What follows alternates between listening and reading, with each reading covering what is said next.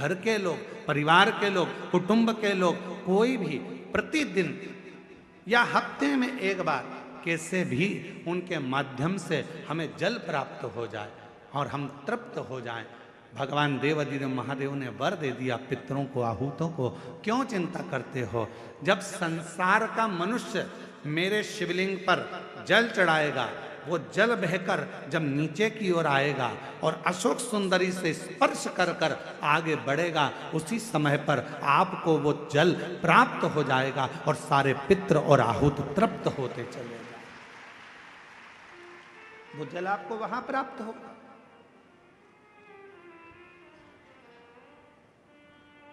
अब कई लोग कहते हैं गुरुजी हमारे यहाँ पितृदोष हो गए, कोई कहते हैं गुरुजी हमारे यहाँ आहूत दोष हो गया, पितृदोष हो गया, हमारे यहाँ ये दोष लग गया, हमारे यहाँ वो दोष लग गया। किसी ने बताया कि हमारे यहाँ कोई टोना कर गया, कोई ने बताया हमारे यहाँ कोई टोटका कर गया, कोई ने बताया हमारे यहाँ कोई ने विद्या कर दी, कोई ने कहा हमारे यहाँ ये हो गया। शिव महापुराण की उमा संहिता कहती है, जो भगवान शंकर को जल चढ़ाता है, जल चढ़ाते समय उसके जितने भी दोष हैं, चाहे पितृ दोष हो, चाहे आहूत दोष हो, चाहे वासुक दोष हो, चाहे कालसर्प दोष हो, जितने भी दोष होते हैं वो सारे दोष अपने आप समाप्त होते चले जाते हैं। और याद रखना, जो भगवान शंकर पर चढ़ा हुआ जल थोड़ा सा झेल कर लेकर आता है और अपने घर के दरवाजे पर छींटता है, दुनिया में किसी की सामर्थ्यता नहीं है कि कोई तुम्हारे ऊपर टोना कर दे या तुम्हारे को तकलीफ दे। किसी की सामर्थ्यता नहीं।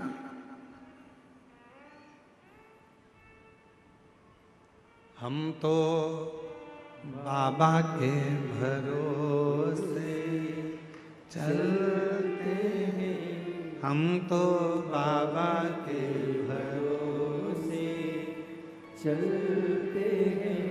ये दुनिया वाले जलते हैं, ये दुनिया वाले बोलो बोलो जलते हैं। हम तो बाबा के भरोसे चलते हैं, डमरू वाले के भरोसे चलते हैं, काशी वाले के भरोसे चलते हैं, सीहोर वाले के भरोसे चलते हैं, देवघर वाले के भरोसे चलते हैं, डमरू वाले के भरोसे चलते हैं। हम उस पर आश्रित होकर चलें। जब हम पूर्ण आश्रित हो जाएंगे तो वो हमको संभाल। क्या चाहिए मेरे भोले बाबा को? ना तो मेरे भोले बाबा को तुमसे धन चाहिए, ना मेरे भोले बाबा को तुमसे दौलत चाहिए, ना मेरे शंकर भगवान को तुमसे संपदा चाहिए, ना मेरे शंकर भगवान को तुमसे कोई प्रॉपर्टी चाहिए, ना मेरे शंकर भगवान को तुमसे कोई संपदा चाहिए।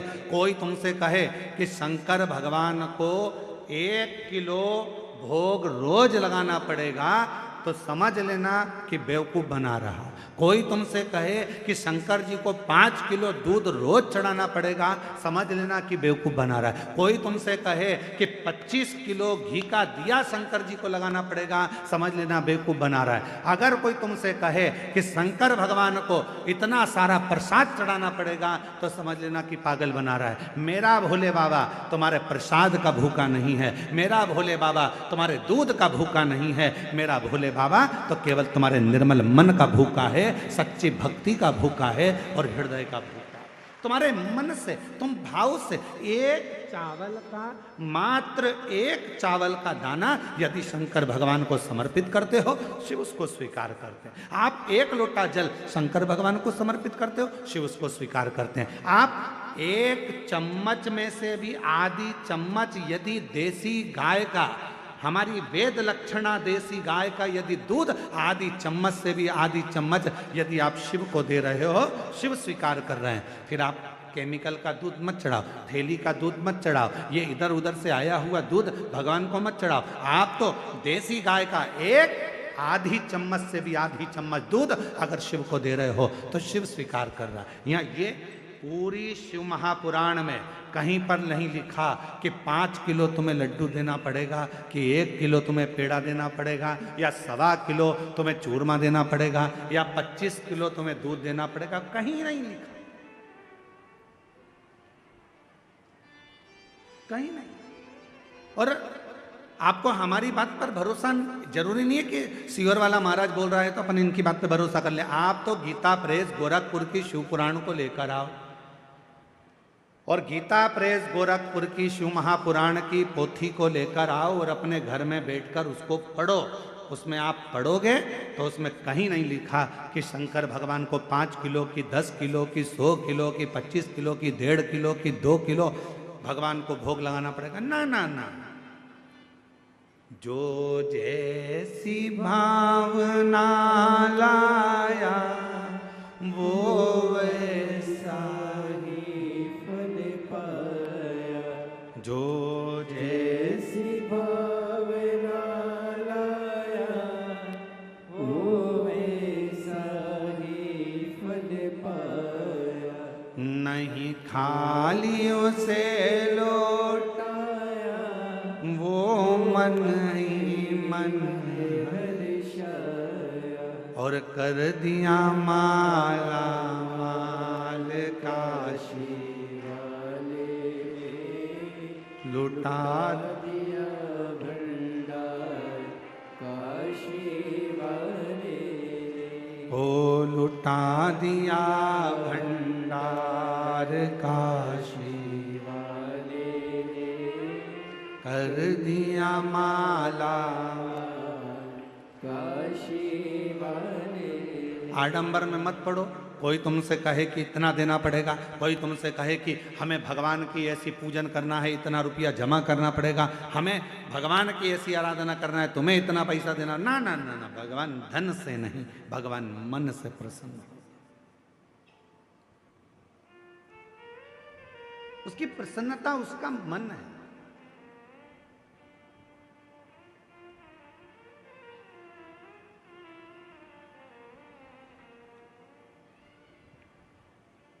कहाँ से लाऊं लड्डू, कहाँ से लाऊं पेड़ा, कहाँ से लाऊं लड्डू, कहाँ से लाऊं पेड़ा। अच्छा, शिव पुराण शिवरात्रि का प्रसंग ध्यान से सुनना जरा। शिव महापुराण में शिवरात्रि के प्रसंग का वर्णन है। एक भील के ऊपर, वन में रहने वाला वो भील के ऊपर कर्जा हो गया था। कर्जा,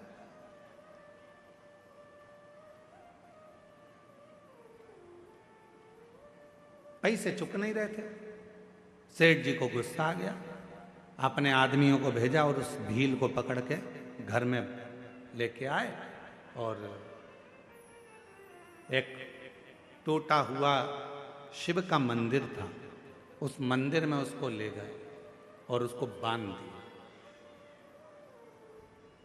मंदिर में ले जाकर बांध दिया। जब तक तू हमारा कर्जा नहीं चुकाएगा तब तक हम तेरे को यहां से छोड़ने वाले नहीं। भील रोने लगा, सेठ जी मत मेरे को बांधो, मैं हाथ जोड़ता हूं सेठ जी, मैं आपका पूरा कर्जा चुका दूंगा। सेठ जी मैं आपके पांव पड़ता हूं, मुझे छोड़ दो।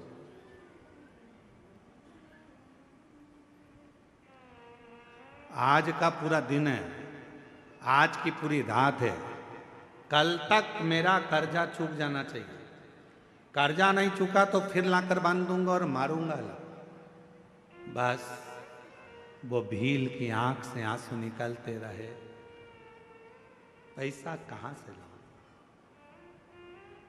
मैं तो थोड़ा बहुत जीव जंतु को मारकर मांस एकत्रित कर कर लोगों का वो बेच देता हूं और उसी का धन इकट्ठा हो जाता है। अभी तो 8 दिन हो गए, रोज बन जाता हूं पर कोई जीव जंतु भी नहीं मिलता जिसको मारकर मैं उसका मांस बेचूं और मुझे पैसा मिल जाए। कहां जाऊं, कहां जाऊं, क्या करूं? रो रहा, आंखों से आंसू बह रहा, नेत्रों से नीर बह रहा। आज पानी की छाजल भरी, बेलपत्र के वृक्ष के ऊपर रात्रि के समय चढ़ गया। मालूम नहीं है कि आज शिवरात्रि है, उसको ज्ञात नहीं है कि आज शिवरात्रि है।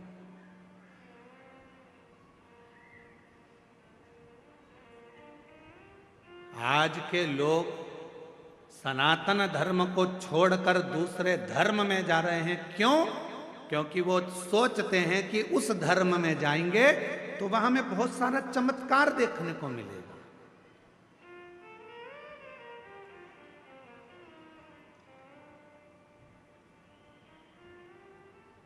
उस धर्म में जाएंगे तो हमको ना जाने थोड़ा थोड़ा कुछ अच्छा देखने को मिलेगा। उनके भगवान प्रबल हैं, उनके भगवान ऐसे कर दिए, उनके भगवान ने ऐसा। अरे भाई, हमारे शास्त्रों को अध्ययन करो, पढ़ो, सुनो, मालूम पड़ेगा कि सनातन धर्म से बड़ा दुनिया में कोई धर्म ही नहीं है, कोई धर्म नहीं।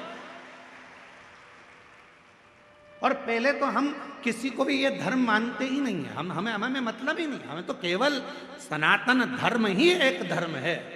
बाकी का जितने भी तुमको ये नजर आते हैं दूसरे ये धर्म नहीं है, ये तो एक पंथ बना दिया है। नहीं, ये धर्म की गिनती में नहीं आते। इनको हम सनातन धर्म के अंतर लेते ही नहीं, हम इनको धर्म मानते ही नहीं।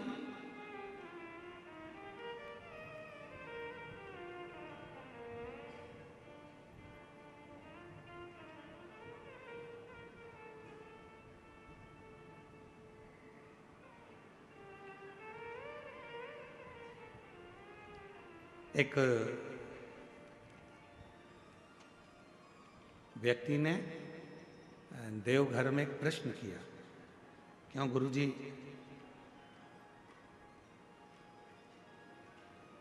आपके सनातन धर्म में गौ माता को माता क्यों कहते हैं?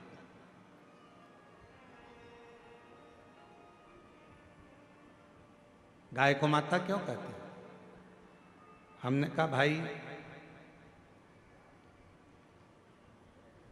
तुम सनातनी नहीं हो? कहा नहीं, हम दूसरे को मानते हैं। हमने कहा ठीक है।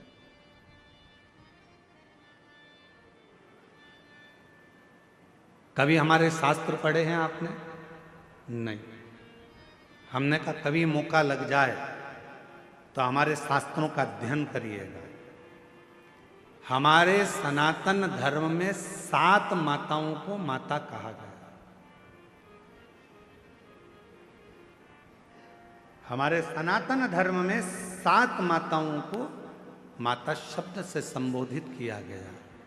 पहले नंबर पर जो जन्म देती है वो भी हमारी, जम के बोलो, माता। जिसने हमको जन्म दिया वो माता। दूसरे नंबर पर जो गुरु होते हैं और गुरु की जो धर्म पत्नी होती है, हमारे शास्त्रों में उनको भी जम के बोलो माता कहा गया। तीसरे नंबर पर हमारे गांव में, नगर में, शहर में जो ब्राह्मण रहता है, पूजन पाठ करता है, साधना आराधना में लगा रहता है, भक्ति में लगा रहता है भगवान की, उसकी धर्म पत्नी को भी हमारे सनातन धर्म में जम के बोलो माता कहा गया। तीसरे नंबर पर ब्राह्मण की जो धर्म पत्नी है उसको माता कहा गया। और चौथे नंबर पर राजा, जो नगर का राजा होता है, राज्य का जो राजा होता है, उस राजा की जो धर्म पत्नी होती है हमारे सनातन धर्म में, उसको भी माता कहा गया। महाराज, 5वें नंबर पर हमारे यहाँ जिस गौ माता ने अपने बच्चे के लिए दूध अपने थन में रखा और वो जगत का कल्याण कर रही है, उस दूध को वो अपने बच्चों के साथ साथ संसार के लोगों को भी पिलाकर उनको संतुष्ट कर रही है। भारत की इस पवित्र भूमि पर सनातन धर्म में 5वें नंबर पर उसको भी माता कहा गया है। उसको भी। 6ठे नंबर पर धात्री। कभी कभी किसी माता के बच्चे को जन्म देने के बाद दूध नहीं आता, कभी कभी किसी किसी माता को बच्चे को जन्म दिया माता ने और उसको दूध नहीं आता, तो वो क्या कहती है, मेरा बच्चा भूखा मर जाएगा, कोई इसको दूध पिला दो। और वो बच्चे को कोई दाई हो, कोई सेविका हो, कोई हो, और वो उस बच्चे को दूध पिलाती है। तो हमारे यहाँ शास्त्र में उस धात्री को भी माता कहा गया है, उस धात्री को भी माता, छठे नंबर धात्री को भी मां कहा। और हमारे शास्त्रों में सनातन धर्म में 7वें नंबर पर ये वसुंधरा को, ये पृथ्वी को, ये भूमि को, ये धात्री को, ये वसुंधरा को, पृथ्वी को, भूमि को भी हमारे यहाँ माता से संबोधित किया गया, जो हमेशा देती रहती है, तुमसे कुछ लेती नहीं, कुछ नहीं।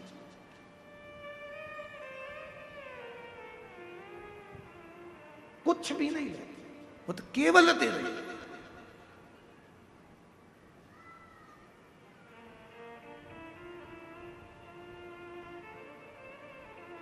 उसका काम है केवल देना ही देना। क्या देती है गौ माता? आपसे दरवाजे पर खड़े होकर मात्र एक रोटी की चाह करती है गौ माता। दरवाजे पर आकर गौ माता कब खड़ी होती है? शिव महापुराण की कथा कहती है, यदि तुम्हारे घर के दरवाजे पर मुख कर कर गाय तुम्हारे घर की ओर देखती है, गौ माता तुम्हारे घर की ओर मुख कर कर जब खड़ी होती है और उसकी श्वास जब तुम्हारे घर के अंदर जाती है, तुम अंदर जाकर एक रोटी लाकर उसको देते हो, उतनी देर में वो खड़ी खड़ी अपनी श्वास को तुम्हारे घर के अंदर छोड़ती है। अर्थात तुम्हारे यहाँ कोई बहुत बड़ा दुख आने वाला था, तो वो गौ माता अपनी श्वास से अंदर शिव की स्तुति करती है, श्वास को छोड़कर जो दुख आने वाला है उसको निगल लेती है, और वो गौ माता एक रोटी लेकर तुम्हारे दरवाजे से चली जाती है। चलिए, आज कितना कितना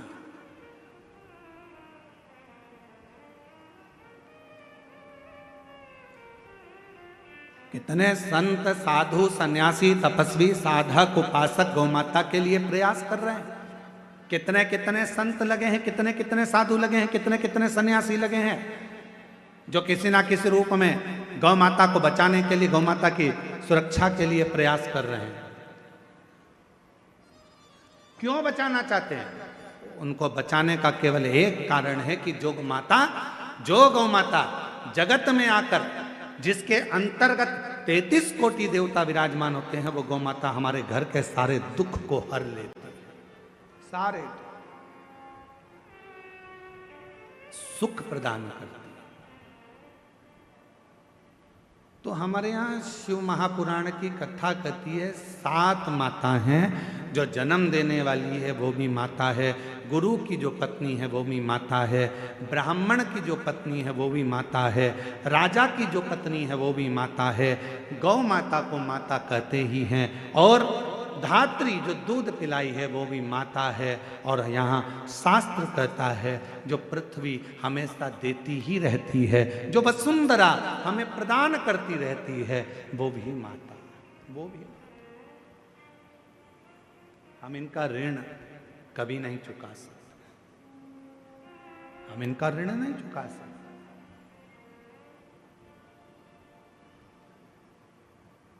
इनका ऋण चुकाने के लिए बहुत बहुत प्रयास करना पड़ेगा, बहुत प्रयास। कितना सुंदर कहा है, एक व्यक्ति कहता है कि गुरुजी मैंने कभी कोई कर्जा नहीं लिया और मरूंगा तो बिना कर्जे के जाऊंगा। अब उसका शब्द सुना तो हमको बहुत तेज हंसी आई। हमने कहा ऐसा तो हो नहीं सकता कि तू बिना कर्जे के चले जाए। हे गुरुदेव, मैंने अपनी जिंदगी में कोई कर्जा नहीं लिया, पर मरूंगा तो बिना कर्जे के मरूंगा। 1 रुपए का कर्जा लेकर नहीं जाऊंगा, किसी का कर्जा लेकर नहीं मरूंगा। पर हमारा तो शास्त्र कहता है कि व्यक्ति बिना कर्जे के मरता ही कहाँ, मरेगा अंतिम संस्कार होगा, लकड़ियां शरीर के नीचे लगाई जाएगी, तो इस वसुंधरा का ऋण, इस वन का ऋण, इन वृक्षों का ऋण, इस पृथ्वी का ऋण तेरे माथे पर रह जाएगा। इसलिए निवेदन है, ये मत कहना कि कर्जा लेकर नहीं मरूंगा। कर्जा चुकाना है, मरने से पहले कर्जा चुकाओ, और एक प्रयास जरूर करो कि मरने से पहले एक पेड़ जरूर लगा कर जाओ, एक वृक्ष लगा कर जाओ, तो तुम कर्जे में नहीं रहो, तुम कर्जे से मुक्त होकर मरो, कर्जे से। इसलिए इस वर्ष 2026 में फरवरी माह में जो महाशिवरात्रि आ रही है, विठले सेवा समिति और आप और हम सब मिलकर उसको ग्रीन शिवरात्रि मना रहे हैं। कौन सी शिवरात्रि है? ग्रीन शिवरात्रि, हरित शिवरात्रि। ग्रीन शिवरात्रि का मतलब यह है कि शिवरात्रि के दिन पूरे दुनिया में जितने भी शिव भक्त हैं, भगवान शंकर के उपासक हैं, 2026 में फरवरी महीने में 3 दिन तक शिवरात्रि के 2 दिन पहले से एक छोटे से बेल वृक्ष की, बेल के पौधे की, बेलपत्री के पौधे की पूजन करो, शंकर जी के मंदिर में उसकी आराधना, अपने घर के अंदर उसकी आराधना करो, और शिवरात्रि के दिन एक साथ पूरी दुनिया में, पूरी पृथ्वी पर करोड़ों लोग एक साथ बेलपत्री का पौधा जहां तुमको मौका मिल जाए वहां लगाना, और रोज प्रतिदिन उसमें जल चढ़ाना, जिससे वो पौधा बड़ा होगा। अपन मर भी जाएंगे तो अपने हाथ का लगा हुआ वो पौधा पेड़ बनेगा, और उसकी बेलपत्र शिव जी को चढ़ती रहेगी और अपना आनंद पाते रहेंगे। इसलिए उसको ग्रीन शिवरात्रि कहा।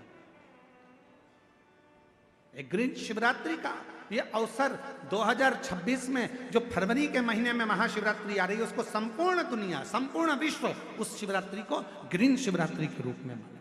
लगाओ एक एक पौधा, भगवान शंकर के नाम का बेलपत्र के पौधे का स्मरण करो, लगाओ, अपने जीते जी एक पौधा लगा कर जाओ, जिससे मरने के बाद हम शंकर की पूजा नहीं कर सकते तो हमारा लगाया हुआ वो पेड़ बेलपत्री का, उस वृक्ष की पत्ती टूटकर शंकर जी को चढ़ेगी। अब ये तुम बेलपत्री लेके आए हो, ये बेलपत्री तुम लेके आए हो, शंकर जी को चढ़ाया, मेरी जीजियां सिर पे पल्लू ले लेके और बेलपत्री बड़े प्रेम से चढ़ा रही थी, तो हम उनका मुंह देख रहे थे, तो हम सोच रहे थे ना जाने कहाँ कहाँ के पेड़ की, ना जाने किस किस ने पेड़ लगाया होगा, भगवान जाने जिसने पेड़ लगाया होगा उसकी बेलपत्र टूटकर शिवपोथी पर आ रही है। ये चढ़ाने वाले तो धन्य हैं, पर इनसे ज्यादा धन्य है वो व्यक्ति जिसने ये पेड़ लगाया था और जिसकी बेलपत्र शिव जी की।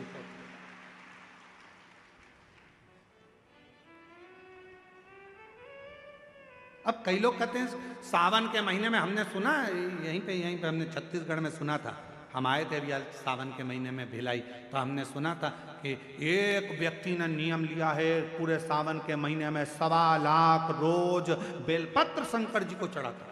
1.25 लाख। हमने कहा एक बार मिला उसको जो 1.25 लाख बेलपत्र शिव जी को चढ़ाता है। फिर वो आया शाम को मिलने के लिए, हम जहाँ अग्रवाल धर्मशाला में रुके थे, जितेंद्र जी, हम जहाँ अग्रवाल धर्मशाला में रुके में 1.25 लाख बेलपत्र चढ़ाने वाला आया, यहीं छत्तीसगढ़ का। फिर हमसे मिला, हमने उसको प्रणाम किया, हमने कहा धन्य आप, 1.25 लाख बेलपत्र चढ़ाते हो शंकर भगवान को। हाँ गुरुजी, और आज से नहीं चढ़ा रहा हूँ, 5 साल हो गए चढ़ाते चढ़ाते। हमने कहा ठीक है, अब ये बताओ 1.25 लाख बेलपत्र आप शिव जी को चढ़ाते हो, आपने कितने बेलपत्री के पेड़ लगाए? उसने कहा गुरुजी पेड़ तो एक भी नहीं लगाया, पेड़ एक भी नहीं लगाया। 1.25 लाख बेलपत्र का अभिषेक कर रहा हूं, 1.25 लाख बेलपत्र शंकर जी को चढ़ा रहा हूं, 1.25 लाख बेलपत्र का अनुष्ठान कर रहा हूं, सावन के महीने में मैं शंकर भगवान को प्रसन्न कर लूंगा। अरे लंकापति रावण से सीखो, उसने किसी का सामान शिव जी को नहीं चढ़ाया, खुद की मुंडी काट कर चढ़ा देता था, स्वयं की शीश काट कर शिव जी को देता था। तुम कुछ नहीं कर सकते, 1.25 लाख बेलपत्र का नियम लिए हो, तो पहले 1.25 लाख बेलपत्र के लिए कम से कम 2-5 हजार पेड़ तो लगाओ। पेड़ लगाओगे फिर बेलपत्र निकालो, फिर शिव जी को चढ़ाओ। दूसरे के लगे लगाए पेड़ में से दूसरे का फ्रिज खोल कर दूध निकाल कर चाय बना के पी गए तो चोटे कहलाओगे।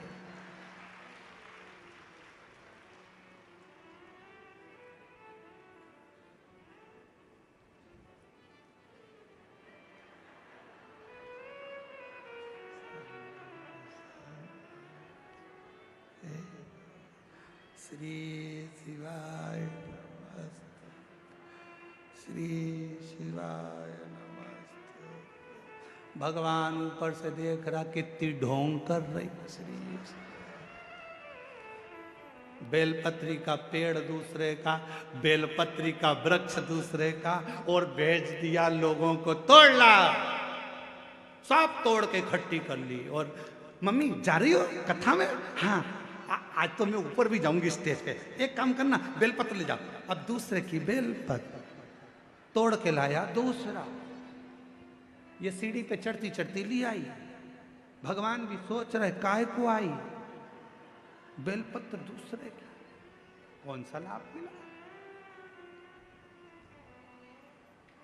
तैयारी कर लेना, 2026 में फरवरी महीने में जो महाशिवरात्रि आ रही है, एक छोटा सा पौधा लेकर रख लेना या बीज से लगाकर रख लेना। उसको शिवरात्रि के दिन आप और हम कहीं ना कहीं अपने अपने क्षेत्र में उसको लगाएंगे, और उसका फोटो खींचकर तुम हमारे पास भेजना। हम उसको पूरी टीवी पर लगातार करोड़ों लोगों का फोटो कथा में दिखाते रहेंगे, और आपका एक पौधा, एक वृक्ष इस पूरी पृथ्वी को, पूरी वसुंधरा को सुंदर बनाए। पूरी वसुंधरा।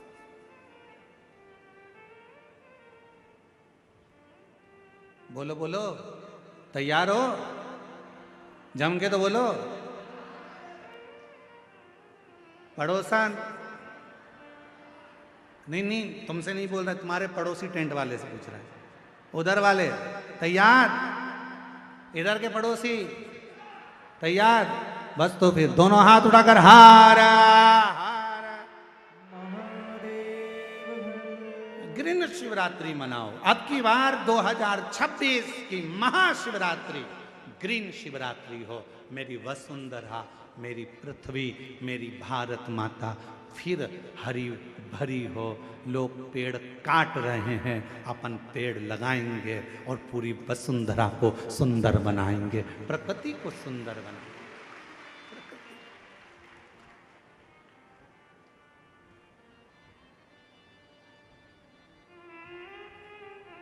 शिव है, शंकर, मां मां है। शिव कथा कर रही है, भगवान शंकर का पवित्र चरित्र कर रहा है। भगवान देवादिदेव महादेव की पवित्र कथा कर रहा है। शिव को तुमसे कुछ नहीं चाहिए।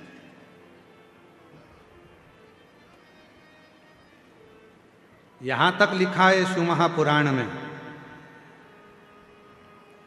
मान लो शंकर भगवान को देने के लिए आपके पास में बेलपत्र भी नहीं है, मान लो शिव जी को देने के लिए एक चावल का दाना भी नहीं है, तो शिव महापुराण की कथा कहती है जो शिव जी पे बेलपत्र चढ़ी हो उसी को उठा लो, धो लो, वापिस शंकर भगवान को चढ़ा दो। शंकर भगवान स्वीकार कर लेते हैं।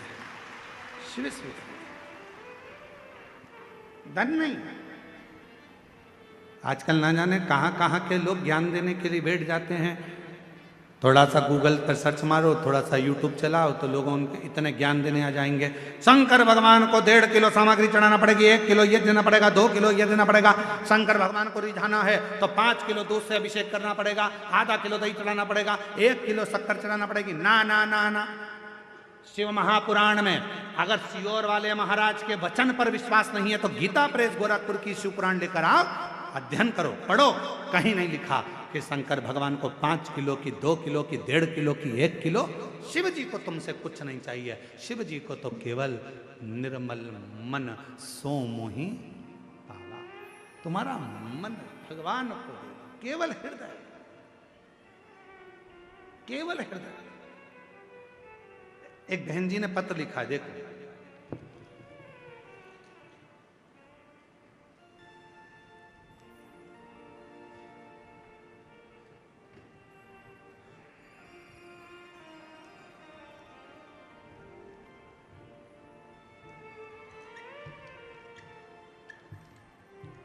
मैं भगवती मांडवी, पति श्री मुकेश मांडवी, हम छत्तीसगढ़ जिला के कांकेर ग्राम देवी नवा गांव से आए हैं। कहीं बैठे हों तो हाथ हिला सकते हैं। देवी नवा गांव से आए हैं, कहीं बैठे हों तो हाथ हिला सकते हैं। आप ही हैं? हाँ, ऐसे थोड़ा साइड में हो, दिख नहीं रहे हो। हाँ ठीक है, ठीक है, ऐसे हाथ हिला दो, दिख गए हो, दिख गए, ठीक है। आ जाओ, बच्चा आया है साथ में, आया है, ले आओ उसको। मैं भगवती मांडवी, पति श्री मुकेश मांडवी, हम छत्तीसगढ़ जिला कांकेर ग्राम देवी नवा गांव से आए हैं। एलईडी पर पत्र चल रहा होगा, दिख रहा है पत्र? चालू है।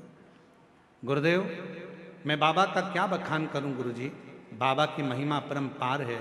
बाबा की महिमा को हम शब्दों में बयां नहीं कर सकते। गुरुजी, मेरी शादी को 10 वर्ष हो गया था, पर मेरी कोई औलाद नहीं थी। हमने जगदलपुर में, धमतरी में, रायपुर में डॉक्टरों के पास बहुत इलाज करवाया। महाराजों के पास, पंडितों के पास भी गए, लेकिन कोई, महाराजों के पास, पंडितों के पास भी गए, लेकिन कोई फायदा नहीं। फिर 2023 में 2-3 दीदी लोगों ने मुझे शिव महापुराण के बारे में जानकारी दिया। टीवी में मैंने कथा सुनना चालू किया। फिर आपने उपाय बताया था गुरुदेव कि तुम रुका जी माता जी के नाम से सफेद आंकड़े की जड़ का प्रयोग किया। फिर मैंने पशुपतिनाथ का व्रत किया, उपवास चालू किया। पूरे 5 व्रत पूरा करने के बाद 3 महीने के बाद बाबा ऐसी कृपा करा कि मेरा गर्भ ठहर गया, जिससे जुड़वा बच्चे थे, जिसमें बाबा, मैं क्या वर्णन करूं, एक बच्चा तो खराब हो गया था, पर दूसरे का भी डॉक्टर ने मना कर दिया था। जब डॉक्टर ने मना करा, फिर बहन जी ने कहा, एक ने, शिव जी के मंदिर जाना चालू कर, 1 लोटा जल चढ़ाना चालू कर। मैं रोज मंदिर जाती, 1 लोटा जल चढ़ाती और रोज उस जल को पीना चालू कर दी। बाबा की ऐसी कृपा हो गई गुरुदेव कि धीरे धीरे बच्चा पूर्ण हुआ और रायपुर के हॉस्पिटल में बाबा की कृपा से बच्चे ने जन्म लिया। आज मेरा बच्चा पूर्ण तरह से स्वस्थ है। मैं बाबा को यहाँ प्रणाम करने के लिए आई हूँ। 10 साल के बाद बाबा ने दिया। गुरुदेव, ना जाने कितना कितना लोग बताए कि यहाँ इतना पैसा दो, वहाँ ऐसा करो, वहाँ ऐसा चढ़ाओ, सब कुछ करा, पर उसका कोई फल नहीं मिला। मैं फिर निवेदन करूं, मेरा भगवान कभी नहीं कहता कि तुम इतना धन दो, मेरा भगवान कभी नहीं कहता कि तुम इतना पैसा दो, मेरा भगवान कभी नहीं कहता कि तुम इतना इतना भोग लगाओ। मेरा भगवान तो कहता है कि हृदय से मुझे पुकार लो, तेरी खाली झोली भले 10 साल की क्यों ना हो, मैं भर ही दूंगा।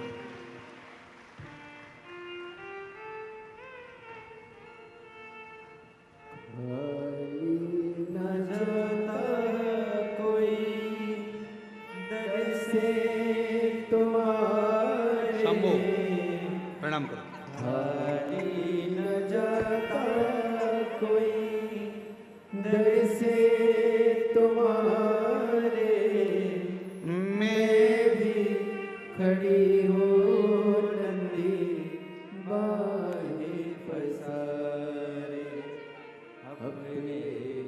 जोरदार ताली बजाओ। 10 साल के बाद हुआ। लगा लो गिरा जा रहा हूँ, उठा लो भोले अपने दर से, अब तो न डालो गिरी जा रही हूँ, उठा लो। आप दिल से उसको पुकारो। तुम्हारे धन से शिव प्रसन्न नहीं हो सकता, तुम्हारी संपदा से शिव प्रसन्न नहीं हो सकता, तुम्हारे बंगले से शिव प्रसन्न नहीं हो सकता। शंकर को प्रसन्न करने के लिए केवल तुम्हारा भाव शुद्ध चाहिए, शुद्ध। कहाँ से लाऊं लड्डू, कहाँ से लाऊं पेड़ा, कहाँ से लाऊं लड्डू, कहाँ से लाऊं पेड़ा, कहाँ से लाऊं बर्फी वो शक्कर चढ़ी रे, और भोले तेरी सेवा हमसे ना बनी रे, ओ भोले तेरी सेवा हमसे ना बनी रे। पूजा की थाली हम लिए खड़े रे, पूजा की थाली हम लिए खड़े रे, ओ भोले तेरी सेवा हमसे ना बनी रे, ओ भोले तेरी सेवा हमसे ना बनी रे। शिव को कुछ नहीं चाहिए, शंकर भगवान तो केवल तुम्हारा एक लोटा जल सारी समस्या का हल। एक लोटा जल हमारी जिंदगी को बदल देता, एक लोटा। शंकर को नहीं चाहिए, रखो तुम्हारे पास।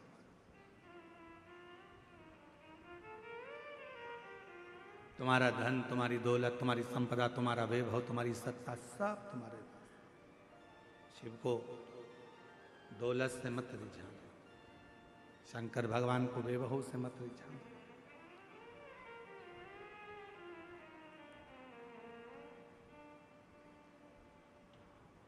कई लोगों की आदत रहती है कि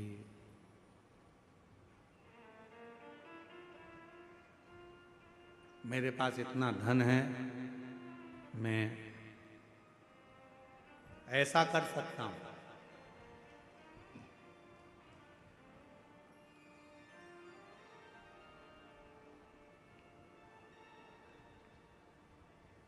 मेरे पास इतना धन है, मैं बहुत कुछ प्राप्त कर सकता हूं। कब, क्या, कहां देगा, ये बाबा ही जानता। बाबा, कभी आप लोगों ने टीवी पर सुना होगा, माननीय छत्तीसगढ़ शासन के जो माननीय मुख्यमंत्री जी हैं विष्णुदेव सहाय जी, उनकी जो धर्म पत्नी है श्रीमती कौशल्या देवी सहाय जी,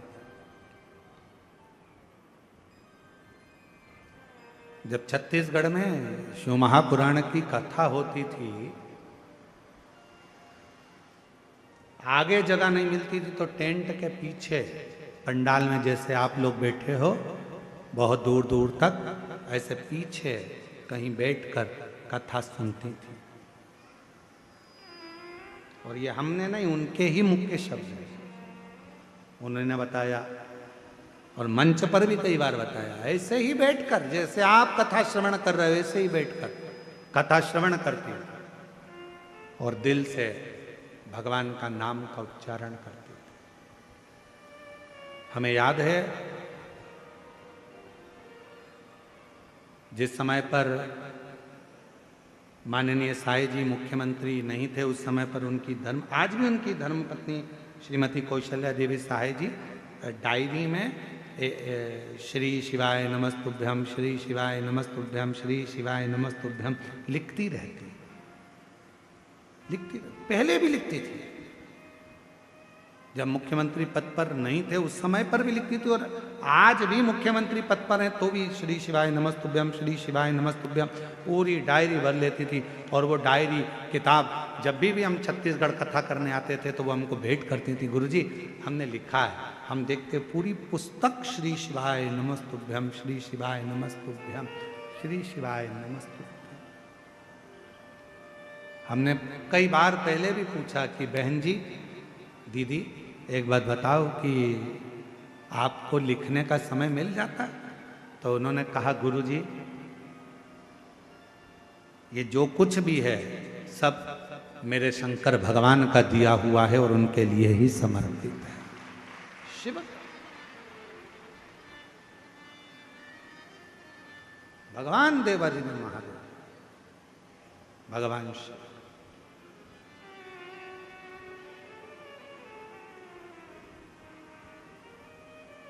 हमें कभी कभी स्मरण में आता है, कोटा राजस्थान में हम कथा करने के लिए गए और वहाँ के शर्मा परिवार ने कथा कराई, जो उस समय पर विधायक जी थे और अभी राजस्थान सरकार में विधानसभा अध्यक्ष हैं शर्मा। जब उन्होंने कथा कराई तो हमने उस समय पर उनसे पूछा कि ये शिव महापुराण कथा कराने का मन में भाव कैसे प्रकट हो गया? तो उनके शब्द थे शर्मा जी के कि गुरु जी, मेरी धर्म पत्नी और हम जितना समय मिलता, जितना भी समय मिल जाए, 10 मिनट, 15 मिनट, आधा घंटा, 20 मिनट, 25 मिनट आपकी कथा रोज श्रवण करते हैं। और बाबा की ऐसी कृपा है कि वो कथा हृदय को छूती है। और आज जो कुछ भी है ये सब शिव का ही तो है, शंकर का ही तो है, शंकर की कृपा से। कहीं पर भी बैठो, बाबा को तुम्हारा धन नहीं, बाबा को तुम्हारी दौलत नहीं। यहाँ पर बालोद वाली प्रतिभा दीदी बैठी हुई है, चौधरी जी, हमने एक बार उनसे भी पूछा, हाँ ये बैठी, तो हमने इनसे भी कहा कि बाबा की कैसी कृपा। तो ये भी पहले आती थी, इतनी आगे इनको जगह नहीं मिलती थी, सबसे आखिरी में लास्ट में कहीं जगह मिल जाती थी, बैठ जाती थी। तो बाबा ने कृपा कर कर, बाबा तो बाबा है भोलेनाथ, कब किसका हाथ पकड़कर कहाँ बिठा दे ये उसके ऊपर निर्भर करता है। और आज फिर कहते हैं जितेंद्र जी, इस पवित्र व्यासपीठ से वर्णन करते हैं, जितने भी शिव भक्त शिव महापुराण की कथा को श्रवण कर रहे हैं, आपने ये पवित्र कथा इस क्षेत्र में, आदिवासी वनवासी क्षेत्र में जो कराई है, आज पूरा आदिवासी वनवासी जितेंद्र जी बड़े प्रसन्न हैं आपसे। तो हम तो कहेंगे, आज भी यहाँ कहकर जा रहे हैं, जो जिस भाव से कथा श्रवण करेगा, मेरा भोले बाबा तुम्हारा हाथ पकड़कर तुमको किस सिंहासन पर बिठाएगा तुम ही जान सकते, किस सिंहासन। और तेरी कृपा का क्या है भरोसा, कब किस पर हो जाए जरा सी हम पर कर दो, जरा सी हम पर कर दो। बोलो बोलो बोलो, सब बोलो कच्चे गांव वाले, तेरी कृपा का क्या है भरोसा, कब किस पर हो जाए जरा सी हम पर कर दो, जरा सी हम पर कर दो। जिस पर भी हो गई तेरी कृपा करुणा, वो भव पार हुआ, भव पार हुआ। पापी हो चाहे जितना, उसका भी बाबा उद्धार हुआ, गिद्ध अजामिल गणिका जैसे तेरे मन को भाए, जरा सी हम पर कर दो, जरा सी हम पर कर दो। तेरी कृपा का क्या है भरोसा, कब किस पर हो जाए जरा सी हम पर कर दो, जरा सी हम पर कर दो। कब, कहाँ, कैसे कृपा करता है ये वही जान सकता है। कहाँ बैठे हो आप लोग? कोई कहता है गुरुजी आपकी कथा में जगह नहीं मिलती, हम पीछे बैठते हैं, हमको वहाँ जगह मिलती है, हम लेट आते हैं, पीछे बैठते हैं। और कई लोग ऐसे हैं जो आगे बैठने के लिए झगड़ा भी करते हैं, तुम मुझे जानते नहीं हो, मैं उनकी पत्नी हूँ।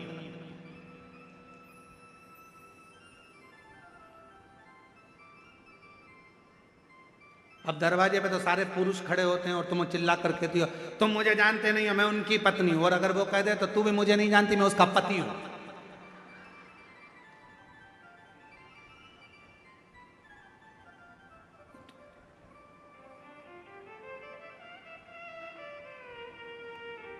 तुम मुझे जानते नहीं हो।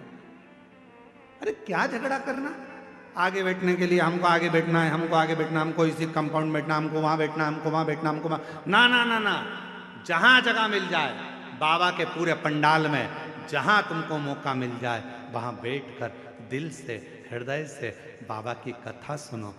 आरती हो, आरती के बाद जब उठो वहां की मिट्टी को अपने मस्तक पर चढ़ाओ, हृदय से लगाओ, बाबा से झोली पसार कर प्रार्थना करो, बाबा मेरे दुख काट देना, बाबा बहुत तकलीफ में हूँ, मेरे कष्टों को मिटा देना, बाबा तेरी कृपा बनाना।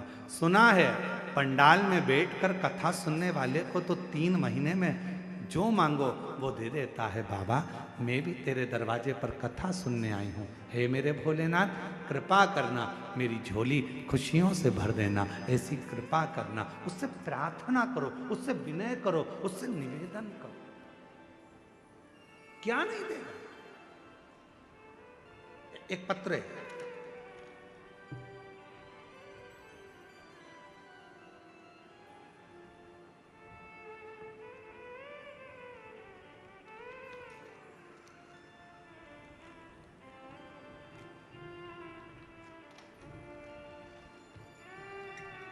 अनिमा रक्षित,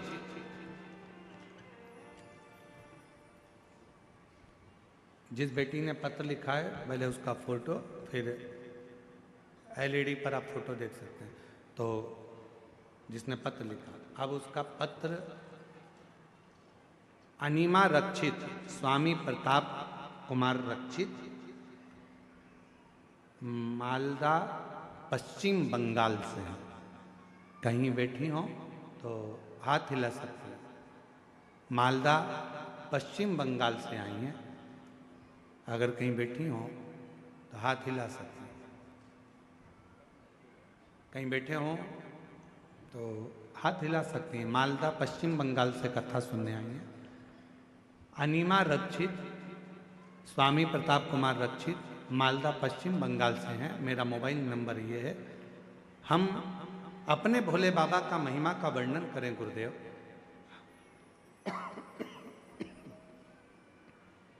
कहीं बैठी हो तो आ सकती हैं बेलपत्र लेने के लिए। आपकी बातें 2021 से 22 से सुन रहे हैं, हर दिन सुनते हैं। एक दिन भी आपकी कथा ना सुने तो हमें अच्छा नहीं लगता। और हम रोज पार्थिव शिवलिंग बनाते हैं। 2023 में मेरे पेट में बहुत दर्द हुआ और मैंने डॉक्टर को दिखाया तो अल्ट्रासाउंड कराने पर पता चला कि पित्ताशय में पथरी हो गई। जिस पथरी का पता चलने पर अगले सोमवार ही बाबा पर भरोसा कर डॉक्टर ने कह दिया गॉल ब्लैडर के अंदर स्टोन है, पित्ताशय के पास में पथरी है, इसका ऑपरेशन जरूरी है। ऑपरेशन सुनकर थोड़े से डर गए।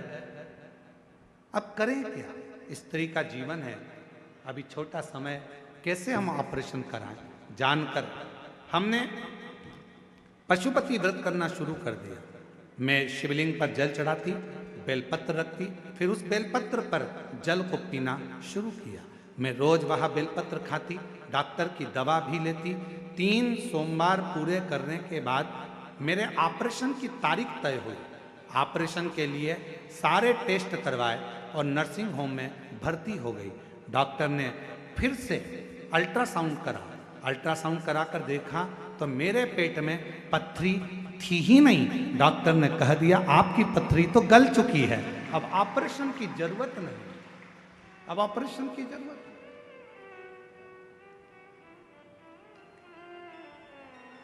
हम शिव को क्या दे रहे हैं? अब इस बहन जी से पूछा जाए जो बंगाल से आई हैं, मालदा पश्चिम बंगाल की, उनसे पूछा जाए अनिमा रक्षिता जी से कि आप शिव जी को कितने का प्रसाद चढ़ाएं, आप शिव जी को कितने का लड्डू चढ़ाएं, आप भगवान शंकर को कितने का आपने दूध चढ़ाया। तो तो ये बोलेंगे कि हमने कुछ नहीं, केवल पशुपतिनाथ का व्रत किया, शिव जी को 1 लोटा जल, 1 बेलपत्र चढ़ाना शुरू किया और जल पीना प्रारंभ करा। साथ में दवाइयाँ भी लेती रही और बाबा की कृपा से सोमवार को ऑपरेशन की तारीख तय हुई। ऑपरेशन के लिए टेस्ट करवाए, नर्सिंग होम में भर्ती हो गई। डॉक्टर ने अल्ट्रासाउंड करा, कह दिया पेट में पथरी तो है ही नहीं। ये शिव, इसको शिव कहते हैं।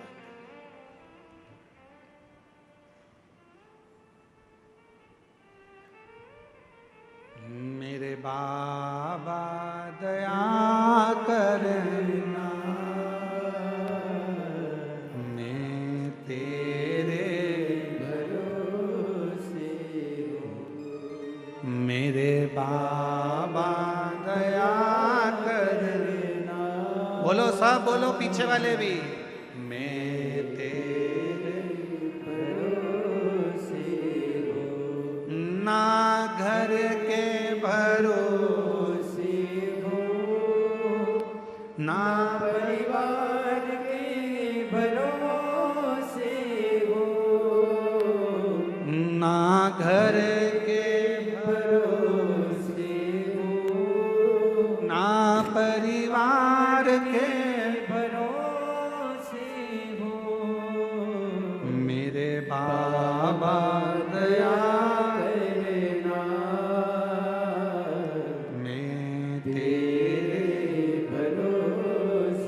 हम उस पर आश्रित हो जाएं। तुम कहाँ बैठे हो, पीछे बैठे, आगे बैठे, दाएं बैठे, बाएं बैठे, तुम्हारी मर्जी पड़े जहां बैठो। भगवान की भक्ति जहां बैठकर करोगे, जरूरी नहीं कि आगे बैठोगे तो ही भगवान सुनेगा, हम साइड में बैठेंगे तो भगवान सुनेगा, भगवान के सामने बैठेंगे तो भगवान सुनेगा। नहीं, एक छोटी सी चींटी भी अगर पुकारती है तो परमात्मा दौड़ कर आता है। एक जीव भी कष्ट भोगता है, शिव को पुकारता है तो शिव आते। यहाँ कांकेर में कथा करी थी, जैन साहब कहीं बैठे हैं, कहाँ हैं? देव कुमार जी जैन, हाँ ये बैठे। कोकपुर में क्या कथा बाजी थी। सुबह हम कथा बाजते थे, शाम को भालू बाजते थे।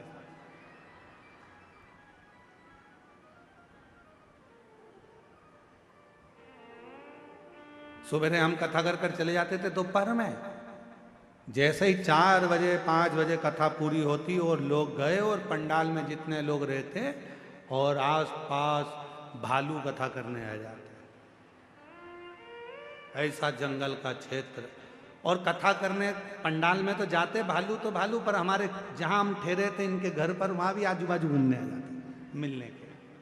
महाराज आप इन जैन साहब से पूछना, देव कुमार जी से, जो कोकपुर कथा करा, 5 पंडाल कथा के कथा सुनने के लिए गए।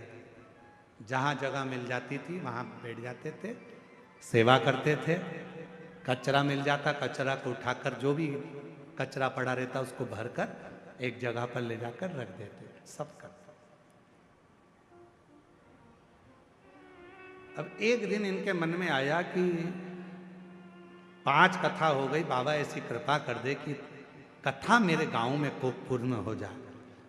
5 पंडाल कथा लोग सुनते हैं, और छत्तीसगढ़ वालों की तो किस्मत इतनी ज़्यादा प्रबल है कि इनको 5 कथा सुनने के लिए छत्तीसगढ़ छोड़ना ही नहीं पड़ता, छत्तीसगढ़ में 5 कथा मिल जाती है। कई लोगों की तो एक अभी यहाँ हो गई, फिर अभी 7 तारीख से 13 तारीख तक वो गीतम छत्तीसगढ़ में कृषि मंडी चौक दंतेवाड़ा जिला में शिव महापुराण की कथा सुनने को मिल जाएगा। 7 से 13 तारीख तक 7 दिन की, और माँ दंतेश्वरी की बड़ी कृपा होगी। एक देवघर में कथा बाची, वो भी माँ देवी की शक्तिपीठ थी, 51 शक्तिपीठ में से माता का हृदय वहाँ गिरा था। और दंतेवाड़ा एक ऐसा क्षेत्र है जो माँ सती के दंतेवाड़ा क्षेत्र में गिरे हैं। उस जिले में गीतम में शिव महापुराण की कथा हो रही है तो हमको तो लगता है कि मेरी माँ सती कृपा कर रही है जो कथा श्रवण करने का मौका। और प्रयास करेंगे, गीतम दंतेवाड़ा में जो कथा होगी उसके लिए हम प्रयास करेंगे कि 7 दिन माँ दुर्गा भवानी माँ सती के एक एक स्वरूप का व्याख्यान करा जाए और शिव और सती की दंतेश्वरी माता की कथा का रसतत्व दुनिया में लोगों को मालूम पड़े कि दंतेश्वरी माता कौन है, लोगों को मालूम पड़े कि छत्तीसगढ़ की पवित्र भूमि पर दंतेवाड़ा में जो दंतेश्वरी माता है उनका प्रागट्य कैसे हुआ, लोगों को मालूम पड़े कि दंतेश्वरी माता का स्वरूप क्या है, लोगों को मालूम पड़े कि दंतेश्वरी माता कैसी कृपा करती है। 7 दिन शिव महापुराण की कथा में जो 2 बजे से 5 बजे तक गीतम में होगी, वहां प्रयास करेंगे कि पूरा मां दंतेश्वरी पर उस कथा का रस्ता। तो ये तो शिव कृपा है भगवान शंकर की। तो कभी इनसे पूछना देव कुमार जैन जी से, इनके मन में आया बाबा कथा का मन में भाव है, 5 पंडाल हो गए, व्यवस्था कुछ नहीं है, तू व्यवस्था कर। और शंकर भगवान ने ऐसी कृपा करी, देव कुमार जैन जी से पूछना कि बाबा ने ऐसा डमरू बजाया कि बाबा देव अधिदेव महादेव ने ऐसी कथा कराई कि पूरा कोकपुर के लोगों ने आनंद लिया। शिव पुराण की कथा कांकेर क्षेत्रवासी ने, और वही कृपा जितेंद्र जी पे हो गई। ये शिव कृपा, शंकर कृपा। आप हृदय से उसको पुकारते हो, वो हृदय से शिव। मेरे शंकर भगवान को दुनिया के लोग कितना भी आडंबर बताएं, दुनिया के लोग दिन भर, कई लोगों की आदत है यूट्यूब पर भिड़ जाएंगे, प्रचार कर, अपना स्वयं का प्रचार करने के चक्कर में विचार करते हैं कि हम ये बता देंगे, ऐसा कर लो, शंकर जी को इतना से चढ़ा देना, शंकर जी को 5 किलो दूध चढ़ा देना, 1.5 किलो प्रसाद चढ़ा देना, 2 किलो ये चढ़ा देना, 10 किलो ये चढ़ा देना। ना ना ना, मेरा भोला बाबा एक बेलपत्र से, एक लोटा जल से, एक चावल के दाने से, और वो भी ना हो तो 3 बार ताली बजाने से, बम बम बोलने से मेरा ओघड़दानी प्रसन्न हो जाता है। उसको तुम्हारा आडंबर नहीं चाहिए, उसको तुम्हारा धन नहीं चाहिए, उसको तुम्हारी दौलत नहीं चाहिए, उसको तुम्हारा वैभव नहीं चाहिए, उसको तो केवल निर्मल मन चाहिए, हृदय हृदय।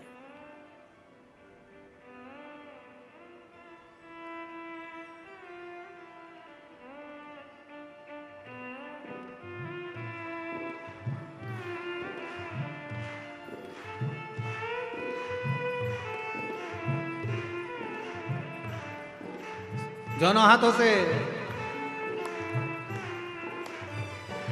तेरे संग में रहूंगी ओ भोलेनाथ, तेरे संग में रहूंगी ओ भोलेनाथ, तेरे संग में रहूंगी ओ भोलेनाथ, तेरे संग में रहूंगी ओ भोलेनाथ, मेरे ओ भोलेनाथ, ओ भोलेनाथ, मेरे ओ भोलेनाथ, ओ भोलेनाथ, मेरे ओ भोलेनाथ, ओ भोलेनाथ, मेरे ओ भोलेनाथ, ओ भोलेनाथ, ओ तेरे संग में रहूंगी ओ भोलेनाथ, तेरे संग में रहूंगी ओ भोलेनाथ, तेरे संग में रहूंगी ओ भोलेनाथ, तेरे संग में रहूंगी ओ भोलेनाथ। दोनों हाथों से ताली सेवा देते हैं।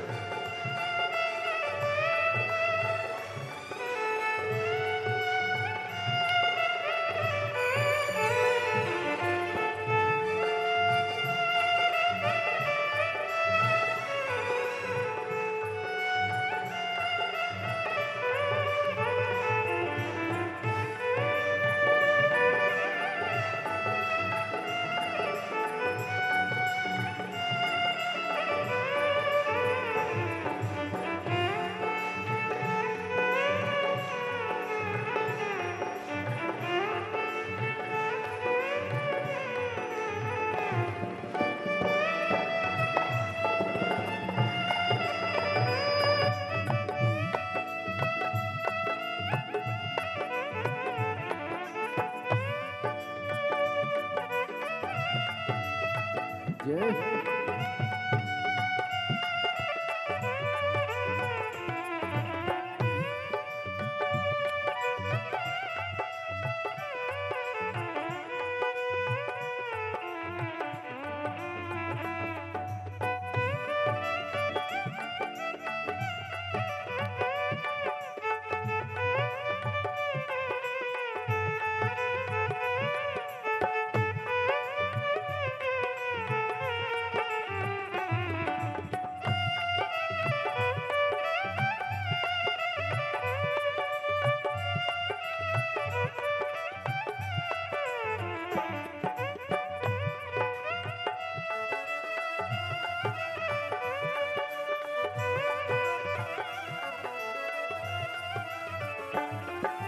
चंदा बनो तो मैं तारा बनूं, तुम चंदा बनो तो मैं तारा बनो, तुम चंदा बनो तो मैं तारा बनूं, तुम चंदा बनो तो मैं तारा